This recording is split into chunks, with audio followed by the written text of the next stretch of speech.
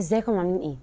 طلب مني ان اتكلم عن ازاي حد عنده رهاب اجتماعي يقدر يمارس رياضة، ولو حد عنده ADHD وخصوصا لو بنت ايه انسب رياضة تقدر تمارسها. طب خلينا نبدأ بازاي شخص عنده رهاب اجتماعي يمارس رياضة. اول حاجة هنبدأ بخطوات صغيرة قوي ان هو يمارس رياضة في البيت زي اليوجا، التأمل، تمارين البطن، الضغط، البلانك، السكوات، وممكن يختار أنشطة فردية زي الجري، ركوب الدراجات، السباحة أو ألعاب القوة. بعد فترة بيبدأ يبقى عنده استعداد نفسي إن هو يشارك مع جماعات، بس مش هيخش في جماعات كبيرة، جماعات صغيرة، فهيبدأ يشترك في مجموعات صغيرة جدا يلعب فيها الرياضة دي، طبعا تكون البيئة مناسبة ومش بتضغط عليه.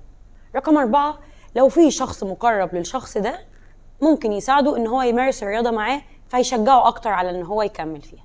خامس حاجة هنحط أهداف محددة معينة نكون قادرين على تنفيذها، وده هيساعد على التحفيز وهيبني الثقة. وأخيرا وطبعا لو الشخص ده عنده رهاب اجتماعي شديد قوي فلازم يتواصل مع مختص علشان هيساعده أكتر إن هو يقدر يندمج مع الناس. هنخش على تاني سؤال، لو شخص عنده ADHD وخصوصا لو بنت. طب خلينا في الأول نقول يعني إيه ADHD؟ ADHD يعني Attention Deficit Hyperactivity Disorder، وده يعني ايه؟ يعني فرط الحركة ونقص الانتباه. طيب نرجع لموضوعنا الأساسي.